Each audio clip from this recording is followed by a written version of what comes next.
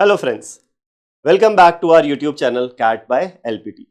In the first session we talked about what is a quadratic expression and what is a quadratic equation. ठीक है, आज के session में हम बात करने वाले हैं how do we solve a quadratic equation. So there are two ways we can solve a quadratic equation.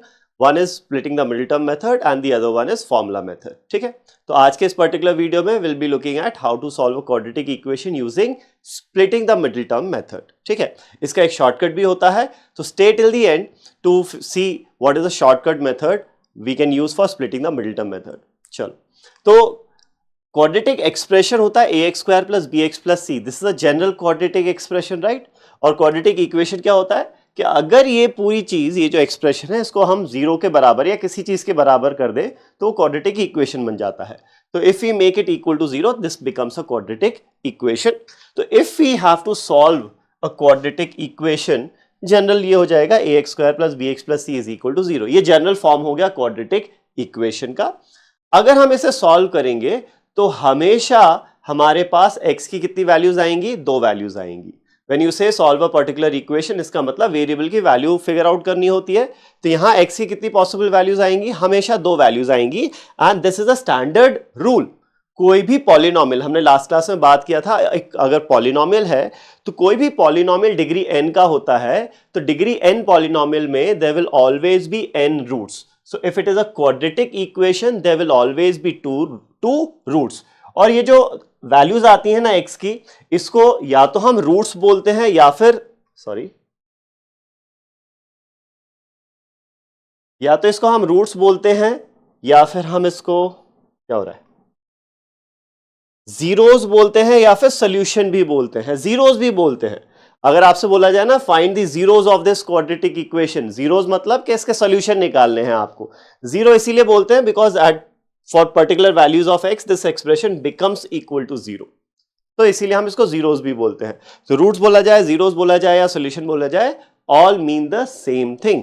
ठीक है, अब देखते हैं how do we solve a quadratic equation using splitting the middle term method. ठीक है, चलो, तो कोई भी जनरल अगर क्वाड्रेटिक इक्वेशन दिया हुआ है तो ये जो मिडिल टर्म होता है ना, इसको हमें स्प्लिट करना होता है. कैसे स्प्लिट करते हैं, उसका क्या तरीका है वो समझो. You have to think of two numbers p and q. Think of two numbers p and q such that sum of p and q is equal to coefficient of x. x का coefficient क्या है? यहां पर b है. अब coefficient हमने बताया था लास्ट क्लास में, साइन के साथ लेना है. मान लो +3 है अगर साइन, तो मतलब साइन प्लस है तो x का कोएफिशिएंट +3 होगा. लेकिन मान लो ये -4x लिखा हो तो कोएफिशिएंट क्या है? -4 हो जाएगा कोएफिशिएंट. तो साइन के साथ लेना है. ठीक है, तो you have to think of two numbers p and q जिसका सम हो जाए क्या?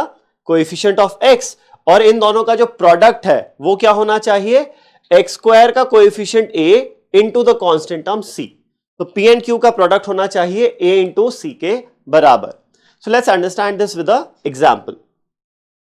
For example, if you have a quadratic equation x square plus 5x plus 6 is equal to 0, इसको अगर हमें सॉल्व करना है तो कैसे सॉल्व करेंगे? You have to think of two numbers p and q जिनका सम क्या हो जाए? x के कोएफिशिएंट के बराबर यानी 5 के बराबर, और प्रोडक्ट क्या हो? x स्क्वायर का कोएफिशिएंट इनटू कांस्टेंट टर्म. अब x स्क्वायर का कोई कोएफिशिएंट है क्या? नहीं लिखा है, इसका मतलब कोएफिशिएंट क्या होगा? 1 होगा. x स्क्वायर में क्या मल्टीप्लाइड है? कुछ भी तो नहीं दिख रहा, मतलब effectively 1 multiplied. 1 into x square is x square only. ठीक है, तो p into Q should be 1 into 6 यानी 6. अब सोचो ऐसे दो नंबर्स जिसका सम 5 हो और प्रोडक्ट हो 6. सोच सकते हैं ना, बहुत इजी है. दो नंबर्स क्या होंगे? 2 and 3.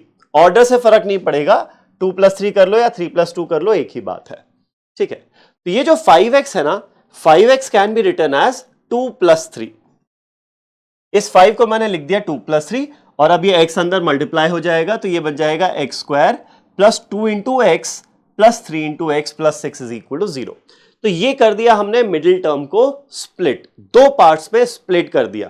तो जो पहले तीन टर्म्स थे ना, x स्क्वायर, 5x और 6, अब ये बन गया x square plus 2x plus 3x plus 6. ठीक है, अब आपको क्या करना है? पहले दो टर्म को क्लब करो और ये बाद के दो टर्म्स को क्लब कर लो. क्लब करना मतलब क्या? एक्स स्क्वायर और 2x में कोई कॉमन फैक्टर दिख रहा है क्या? यस, x का दिख रहा है. तो मैं यहां से x कॉमन ले लूंगा तो बचेगा क्या? x, और सेकंड टर्म से बचेगा 2. अब आपको क्या करना है, यहां पर ब्रैकेट में x+2 आया ना, तो यहां पर इन दोनों को क्लब करके भी इस तरीके से क्लब करना है कि ब्रैकेट क्या बने, x+2 बने।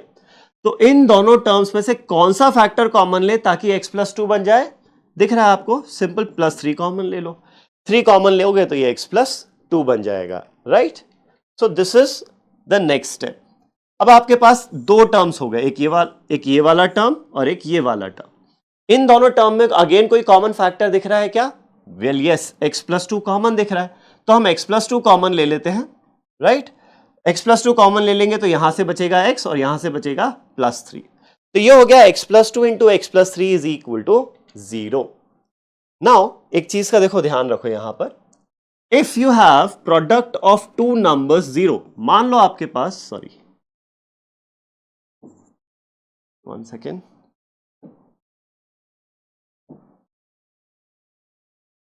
a into B, product of two numbers अगर 0 है, ये कब हो सकता है, this is possible only if either a is 0 और इफ b इज 0।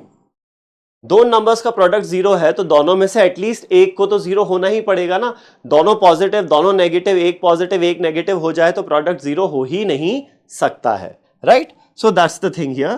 तो अगर इन दो टर्म्स का प्रोडक्ट 0 है तो ईदर x+2 विल बी 0 और x+3 विल बी 0।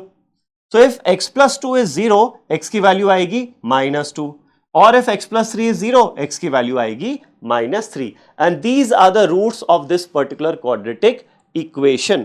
तो रूट्स कैसे क्या हम इसको जस्टिफाई कर सकते हैं या फिर वेरीफाई कर सकते हैं कि क्या यही रूट्स है या नहीं है, बहुत इजी है वेरीफाई करना। आप क्या करो, x की वैल्यू -2 यहां या -3 यहां पुट करके देख लो, -2 का square is 4, 5 into -2 is -10 plus 6, तो 4 - 10 plus 6 is actually equal to 0, तो इक्वेशन सेटिस्फाई हो रही है। वहीं x की वैल्यू -3 पुट करें, -3 का square is +9, 5 into -3 is -15 and +6, तो 9 - 15 plus 6 is also equal to 0, तो x equals to -3 भी इसको सेटिस्फाई कर रहा है। So this is how you solve a quadratic equation using splitting the middle term method। ठीक है, तो चलो कुछ एग्जांपल्स देखते हैं। x square plus 4x plus 3 is equal to 0. Let's look at this first example. You have x square plus 4x plus 3 is equal to 0. अब आपको दो नंबर्स ऐसे सोचने हैं जिनका सम हो +4 और प्रोडक्ट हो 3 into 1 3। सम 4 चाहिए और प्रोडक्ट 3 चाहिए, ऐसे दो नंबर्स क्या हो जाएंगे, 3 and 1, राइट। तो I can write this as x square, 4 को मैं लिख सकता हूं कैसे, 3 + 1, 3 + 1 into x plus 3 is equal to 0। अब इसको स्प्लिट कर लेते हैं तो ये हो जाएगा x square plus 3 into x plus 1 into x is x plus 3 is equal to 0। इन दोनों में से x कॉमन आ जाएगा तो हमारे पास बचेगा x plus 3, और यहां पर कुछ भी कॉमन नहीं ले सकते तो ये x plus 3 रहेगा इज इक्वल टू 0। नाउ अब इन दोनों टर्म्स में से x plus 3 कॉमन ले सकते हैं, यहां से बचेगा x और यहां से बचेगा 1 is equal to 0। So product of these two terms is 0, that means x is either -3 or if this is 0, x is equal to -1। तो x की दो वैल्यूज आ गई, -3 या फिर -1। ये हो गया first equation. Let's look at the next equation, 3x square -x - 2 is equal to 0। Think of two numbers जिसका सम -1 हो और प्रोडक्ट क्या हो, 3 into -2 -6। Sum should be -1 and product should be -6, तो दो नंबर्स क्या हो जाएंगे, -3 and +2। So I can rewrite this as 3x square -3x plus 2x minus 2 is 0। ये हो गया। -x को I can split as -3 into x and +2 into x, इस तरीके से स्प्लिट कर सकते हैं। इन दोनों में से 3x कॉमन लिया, बचेगा x - 1। इन दोनों में से +2 कॉमन लिया, बचेगा x - 1 इज इक्वल टू 0। इन दोनों टर्म्स में से अब x - 1 कॉमन लेंगे तो यहां से बचेगा 3x और यहां से बचेगा +2 इज इक्वल टू 0। तो again product of two terms is 0, so इधर x - 1 इज 0, that gives us x is equal to 1, और 3x + 2 is 0, that gives us x is -2/3। ये दो सॉल्यूशंस आ गए हमारे सेकंड इक्वेशन के। नेक्स्ट थर्ड इक्वेशन देखते हैं, 5x square plus 9x minus 2 is 0। अब you have to think of two numbers जिनका सम हो +9 और प्रोडक्ट क्या हो जाए 5 इंटू -2 यानी कि -10 हो जाए प्रोडक्ट। ठीक है, +9 एंड -10, दो नंबर्स ऐसे क्या हो सकते हैं, दो नंबर्स होंगे 10 एंड -1, राइट। इन दोनों का सम 9 है, प्रोडक्ट -10। तो ये जो मिडिल टर्म है ना +9x, इसको स्प्लिट करके लिख सकते हैं +10x and -1 into x -x -2 is 0। Okay, अब इन दोनों में से I can take 5x common, तो बचेगा x + 2, और मुझे यहां पर भी x + 2 ही जनरेट करना है। तो x + 2 जनरेट करने के लिए क्या कॉमन ले सकते हैं, -1 कॉमन ले सकते हैं यहां पर, that becomes equal to 0। Sorry, fine. अब अगेन इन दोनों टर्म्स में से x + 2 कॉमन लेते हैं, तो we have 5x remaining from here and -1 remaining from here is 0। दो टर्म्स का प्रोडक्ट 0 है, तो इधर x + 2 is 0, that gives us x - 2, और 5x - 1 इज 0, that gives us x is 1/5। ये हमारे पास दो सॉल्यूशंस आ गए थर्ड क्वाड्रेटिक इक्वेशन के। So this is how we use splitting the middle term method to solve a quadratic equation. अब इसका एक शॉर्टकट मेथड भी होता है। स्प्लिटिंग द मिडिल टर्म के लिए हमें इतना लंबा चौड़ा प्रोसेस करने की जरूरत नहीं है, डायरेक्टली वन स्टेप में आप आंसर लिख सकते हो। कैसे लिख सकते हो, लेट्स लुक एट दैट। क्या करना है हमें यहां पर, सिंपल है। Let's take an example, 2x² + x - 3 0। I want you to first solve this using the normal method जो अभी हमने सीखा, and then look at the shortcut method. चलो, तो अब शॉर्टकट मेथड में अगेन हमें इतना तो करना ही पड़ेगा कि हमें दो नंबर सोचने पड़ेंगे जिनका सम हो x का कोएफिशिएंट और प्रोडक्ट हो x² इंटू कॉन्स्टेंट, x² का कोएफिशिएंट इंटू कॉन्स्टेंट टर्म। ये तो हमें करना ही पड़ेगा। तो सम चाहिए आपको कितना, you want the sum as what do you say, +1 x का कोएफिशिएंट और प्रोडक्ट चाहिए 2 इंटू -3 यानी -6 चाहिए। तो दो नंबर्स क्या हो जाएंगे यहां पर, +3 एंड -2। दो नंबर्स हो जाएंगे +3 एंड -2।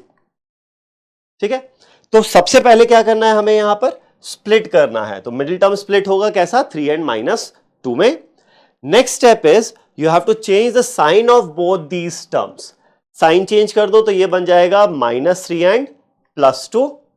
और last step to get the roots या फिर सॉल्यूशन के लिए last step is divide with the coefficient of x²। x² का कोएफिशिएंट क्या है, +2 है, तो दोनों को +2 से डिवाइड कर दो, तो your answer is -3/2 and 2/2 which is 1। These are the two roots of this particular quadratic equation. आप चाहो तो पुट करके भी देख सकते हो, यहां पर x की वैल्यू 1 पुट कर दो या फिर x की वैल्यू -3/2 पुट कर दो, you are going to get the same answer. ठीक है, तो this is how you can directly get the roots without having to follow that long process के स्प्लिट कर रहे हैं, फिर फैक्टराइज कर रहे हैं and so on. And by the way, ये जो splitting the middle term method है ना, इसको फैक्टराइजेशन मेथड भी बोलते हैं हम। फैक्टराइजेशन मेथड क्यों बोलते हैं, क्योंकि ये जो क्वाड्रेटिक इक्वेशन है उसको आपने दो फैक्टर्स के प्रोडक्ट के रूप में लिख दिया है। You have written it as a product of two factors, तो फैक्टराइज कर दिया है, इसीलिए इसको फैक्टराइजेशन मेथड भी बोला जाता है। तो ये थोड़ा सा प्रैक्टिस कर लेते हैं। I want you to solve this using shortcut for splitting the middle term. ठीक है, कैसा, चलो पहला देखते हैं। अब इसको स्प्लिट करोगे कैसा, +3 और +1 में, राइट। सम चाहिए 4, प्रोडक्ट चाहिए 1 इंटू 3 3। सम 4 चाहिए, प्रोडक्ट 3 चाहिए, स्प्लिट कैसे होगा, 3 और 1 में। तो फाइनल रूट्स विल बी क्या, सबसे पहले साइन चेंज कर दो, -3 -1 and then divide by the coefficient of x²। x² का कोएफिशिएंट 1 है, 1 से डिवाइड करोगे तो कोई फर्क नहीं पड़ेगा। These are the roots, -1 and -3 are the roots of this quadratic equation. और अगर आप देखो जो पहले हमने सॉल्व किया था,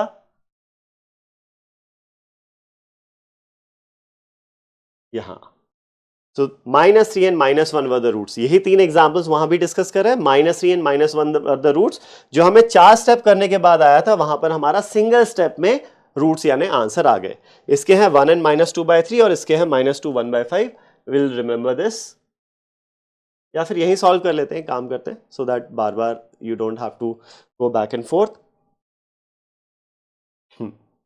इसके रूट्स की अगर हम बात करें तो अगर हमें मिडिल टर्म स्प्लिट करना पड़ेगा तो सम चाहिए -1, प्रोडक्ट चाहिए -6, -1 एंड -6, तो स्प्लिट क्या होगा, -3 एंड +2 स्प्लिट हो जाएगा।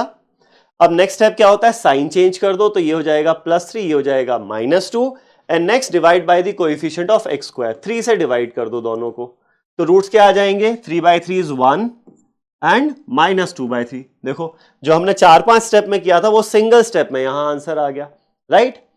Next is 5x square plus 9x -2 is 0। Again split ऐसे करना है ताकि सम आ जाए 9 और प्रोडक्ट आ जाए -10, सो स्प्लिट होगा 10 एंड -1 में, fine. Next step is change the sign, तो ये हो जाएगा -10, ये हो जाएगा +1। Next step is divide by the coefficient of x square, 5 से डिवाइड कर दो दोनों को, तो रूट्स क्या आ गए, -10/5 यानी -2 एंड +1/5 यानी कि +1/5।